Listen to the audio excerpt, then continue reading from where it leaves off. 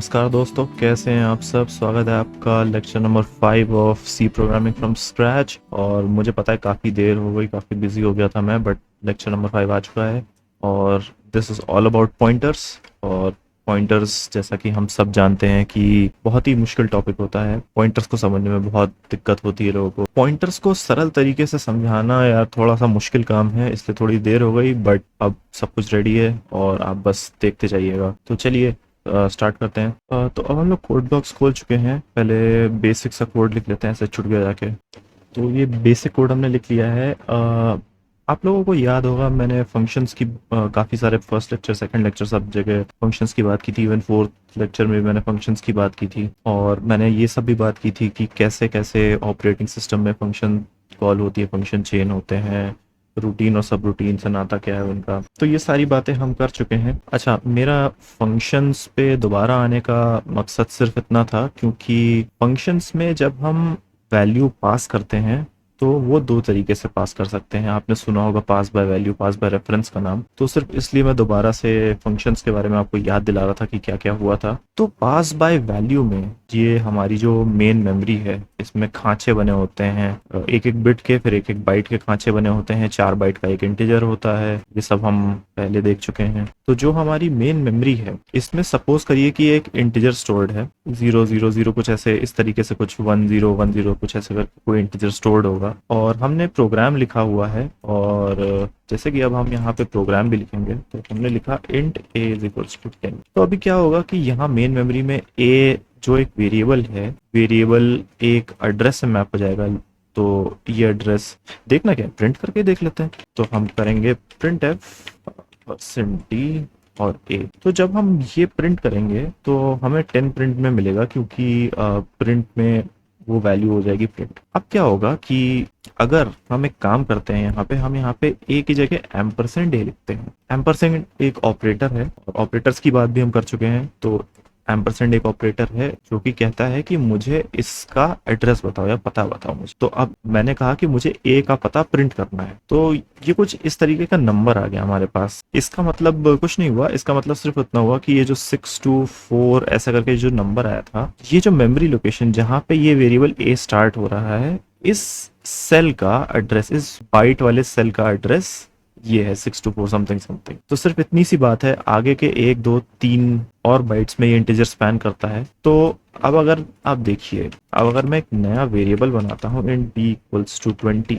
है ना, और अब अगर मैं यहाँ पे प्रिंट करता हूँ b का एड्रेस, तो ज्यादातर कंपाइलर्स क्या करते हैं, कंटिग्यूअस एलोकेशन करते हैं। कंटिग्यूअस एलोकेशन का मतलब हुआ कि अगर मैंने यहाँ पे a डाला हुआ है तो कंपाइलर क्या करेगा कि b यहाँ पे डाल देगा। ठीक है, तो अगर ये 6244 होगा तो अब ये 4 5 6 7 और ये 624 समथिंग समथिंग 8, ये इसका एड्रेस आना चाहिए। तो देखते हैं कि ऐसा होगा क्या। और थोड़ा सा उल्टा हुआ है। बी जो है एक्चुअली वो पहले स्टोर हो गया है ए के, तो बी 4 बाइट पहले स्टोर हो गया, तो उसका एड्रेस सी आ गया हमारे पास। ठीक है, अब हम बात करते हैं pass by value, pass by reference की, और वहां से बात करेंगे पॉइंटर्स की। तो पास बाय वैल्यू में क्या होता है कि जब हमारा कोई फंक्शन कॉल होता है, जैसे कि ये हमारा मेन फंक्शन, अब मेन फंक्शन ने किसी और एक्स फंक्शन को कॉल किया, तो क्या होगा कि इसके अंदर का जो भी कोड जहां पे भी मेमोरी में है एग्जीक्यूट होना शुरू हो जाएगा। लेकिन हमने इसको मान लीजिए ये वैल्यू दी ए की, तो एक होता है पास बाय वैल्यू, एक होता है पास बाय रेफरेंस।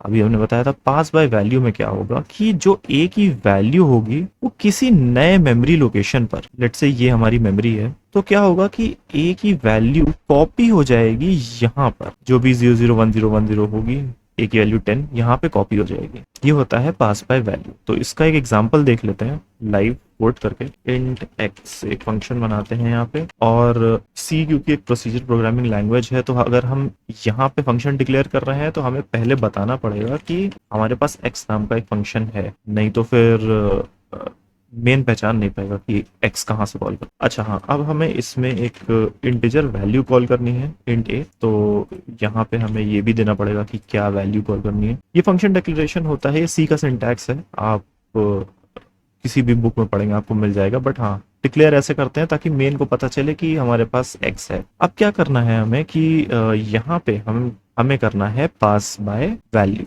तो ये सब चीजें हटा देते हैं। अभी यहाँ से प्रिंट और प्रिंट रखते हैं यहाँ पे। अब हम प्रिंट करेंगे a और यहाँ पे हम कॉल करेंगे x को, कुछ इस तरीके से, है ना। तो देखते हैं क्या आउटपुट आता है हमारे पास। तो हमारे पास 10 आउटपुट आ चुका है। अब करना क्या है कि ये प्रिंट तो है ही, हमें यहाँ पे भी एक चीज प्रिंट करनी है। अब हम प्रिंट करेंगे यहाँ पे a का एड्रेस और यहाँ पे ये जो वेरिएबल है a, इसका एड्रेस प्रिंट करेंगे। अभी ये जो वेरिएबल है a, अब हम इसका एड्रेस प्रिंट करके देखेंगे। हमने इसको पास बाय वैल्यू किया हुआ है, हमने सिर्फ a की वैल्यू 10 पास की यहाँ पे। तो हुआ क्या होगा कि ये नई जगह कॉपी हो गया होगा। अब हमें देखना है कि कहाँ पे कॉपी हुआ है। तो अब चला के देखते हैं इसको क्या होता है। ये देखिए, ये पूरा नया एड्रेस है 6422000। इसका मतलब कि इससे कुछ 40 या फिर 10 लोकेशन पहले जाके ये वैल्यू कॉपी हो गई है। तो ये होता है पास बाय वैल्यू। अब आते हैं पास बाय रेफरेंस पे और वहीं से पॉइंटर की समझ स्टार्ट होती है। तो पास बाय रेफरेंस में क्या होगा कि हम a की वैल्यू की जगह हम वो एड्रेस पास करेंगे जहां पर a है, a रिजाइड करता है मेमोरी में। तो उसको करने के लिए on the left hand side, अब जैसे हमने ये वेरिएबल डिक्लेयर किया तो ये वैल्यू a में स्टोर हो गई, that is 10, that is stored in a memory location. But अगर हमें एक एड्रेस चाहिए, एक पॉइंटर चाहिए जो कि a को पॉइंट कर रहा होगा, तो उसका डिक्लेरेशन कुछ अलग तरीके से होता है। उसका डिक्लेरेशन, चलिए b को हम वो बना देते हैं वही वेरिएबल। तो उसका डिक्लेरेशन होता है int star b is equals to ampersand a। ठीक है, तो ये करता क्या है, बेसिकली b में उसने a का एड्रेस स्टोर कर दिया। और ये स्टार लगाना, ये बेसिकली स्टार भी एक ऑपरेटर है, वैसे तो मल्टीप्लिकेशन में भी यूज होता है, बट यहाँ पे अगर यूज हो रहा है तो इसका मतलब ये है कि this is value of. Value of बोलते हैं इसको, एड्रेस ऑफ बोलते हैं उसको, वैल्यू ऑफ बोलते हैं, ये ऑपरेटरों के नाम है। तो अगर हम यहाँ पे प्रिंट करते हैं स्टार b तो हमें प्रिंट में मिलेगा 10, बट अगर हम b प्रिंट करते हैं तो हमें मिलेगा 62400 समथिंग, वटएवर जो भी है। ठीक है, तो दोनों करके देख लेते हैं। यहाँ हो गया एम्परसेंड a और यहाँ पे प्रिंट करने वाले हैं हम स्टार ऑफ रेफरेंस।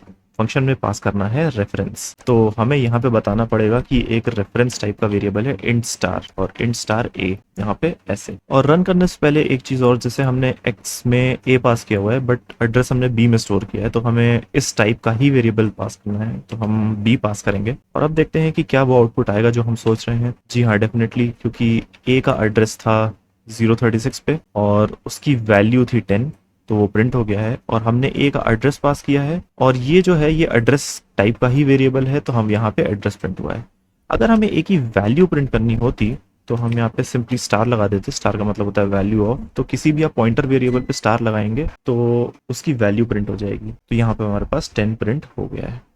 एक बहुत ही इंटरेस्टिंग बात, तो जैसे कि ये जो b वेरिएबल है इसके पास a का एड्रेस है, तो अब हमें कैसे पता कि a का एड्रेस क्या है और वो कहाँ पे है। और जैसे ही हमने फंक्शन को b दिया वो वहाँ पे पहुँच भी गया 036 पे, तो ये भी कहीं ना कहीं मेमोरी में ही स्टोर्ड होगा ना। और अगर ये मेमोरी में स्टोर्ड है तो इसका भी कोई एड्रेस होगा, वो मेमोरी एड्रेस। तो उसको एक्सेस करने के लिए एक डबल पॉइंटर बनाते हैं। डबल पॉइंटर बोले तो एक पॉइंटर जो कि एक पॉइंटर को पॉइंट करता है। तो इसमें हम एड्रेस देंगे b का। अच्छा, एक चीज और, ये जो हम इंट लिख रहे हैं, एक्चुअली जो पॉइंटर वेरिएबल होता है that is an unsigned integer, क्योंकि जो मेमोरी एड्रेसेस होते हैं दे आर इन बाइनरी को हम रिप्रेजेंट करते हैं हेक्साडेसिमल में, प्रोसेसर को वही समझ में आता है। तो वो नेगेटिव नहीं होते हैं, they are just unsigned integers. तो अगर आखिरी बिट 1 है दैट मीन्स वो 1 है, और आखिरी बिट अगर 0 है तो मतलब वो 0 है।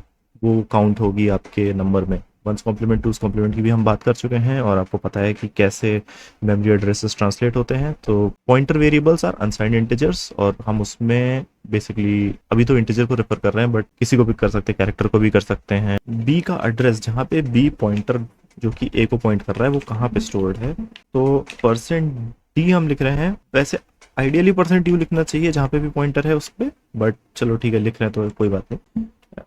हम प्रिंट करेंगे यहाँ पे c और यहाँ पे हम प्रिंट करेंगे b। ठीक है, और %a तो बस इसलिए किया गया ताकि वो पता चल जाए कि कहाँ पे है। इसे अगर मेमोरी में देखा जाए तो कुछ ऐसा होगा कि ये हमारी मेमोरी है और 1 2 3 4 ये हमारा वेरिएबल नंबर a है, यहाँ पे a है, ये 624 समथिंग समथिंग 4। अब b कहीं यहाँ पे स्टोर्ड है। अब इसमें वैल्यू क्या है, 624 समथिंग समथिंग 4, ये b के अंदर वैल्यू है। अब इसी तरह कहीं मेमोरी में c बना होगा, ये c वेरिएबल है। अब इसमें क्या वैल्यू आएगी, जो कि b का एड्रेस होगा। लेट्स से ये 6 समथिंग समथिंग 21 है, पता नहीं क्यों बट है। तो यहाँ पे 6 समथिंग समथिंग समथिंग 21 आ जाएगा। ठीक है, तो इसको जस्ट एक बार चला के देखते हैं। तो आप देख सकते हैं कि ए का एड्रेस 36 था, तो बी में 36 प्रिंट हुआ है, बट सी जो है वो कहीं बीच में 24 पर है। दैट मीन्स कि बी का जो एड्रेस है वो यहाँ पे है। और इसी तरह अगर हम एक ट्रिपल पॉइंटर बनाते हैं, वो हमें बता देगा कि सी कहाँ पे स्टोर्ड है, वो भी कहीं ना कहीं मेमोरी में ही स्टोर्ड होगा। तो ये काफ़ी एक इंटरेस्टिंग बात है, इंटरेस्टिंग क्या, एक बहुत ही लॉजिकल बात है कि एड्रेस भी कहीं ना कहीं मेमोरी में ही स्टोर हो। तो आज का लेसन मैं इतना ही रख रहा हूँ। मैं इसलिए जानबूझ के ये छोटा रख रहा हूँ क्योंकि इसको समझने में काफ़ी समय लगता है। आप खुद प्रैक्टिस करिए तो आपको जल्दी से जल्दी समझ में आएगा। एक चीज़ मुझे और बतानी थी कि कॉल बाय वैल्यू कब यूज़ करना होता है और कॉल बाय रेफरेंस। और मुझे ए में ये चाहिए कि अगर मैं एक्स को ये दे रहा हूँ तो यार मतलब 10 चेंज ना हो मेरा, बस मैं एक्स को बताना चाहता हूँ कि मेरे पास ए में 10 है, तो वो पास बाय वैल्यू होगा। लेकिन अगर मैं चाहता हूँ कि मुझे ए में कुछ ऑपरेशन करवाना है, ए को 10 से 20 करवाना है, कुछ करवाना है, और एक्स वो काम कर सकता है, तब मैं उसे पास बाय रेफरेंस दूंगा, तो मेरा वैल्यू भी चेंज हो जाएगा यहाँ पे। तो इतनी सी बात थी, और ये लेसन ऑब्वियसली हम लोग यहीं पे एंड कर रहे हैं, वापस आ जाते हैं। तो आज के लिए बस इतना ही। होपफुली आपको थोड़ा थोड़ा समझ में आएगा कि पॉइंटर्स कैसे काम करते हैं। आगे थोड़ी बहुत एडवांस एक्सरसाइजेस हम क्या करेंगे, हम किसी स्टैंडर्ड बुक से एडवांस एक्सरसाइजेस उठाएंगे, उन्हें करने की कोशिश करेंगे, तो उससे थोड़ा और अच्छे से पॉइंटर्स आपको समझ में आएंगे। तो गाइस चलिए आज के लिए बस इतना ही। Please hit the subscribe button and thank you so much for watching the video. Will see you in the next one.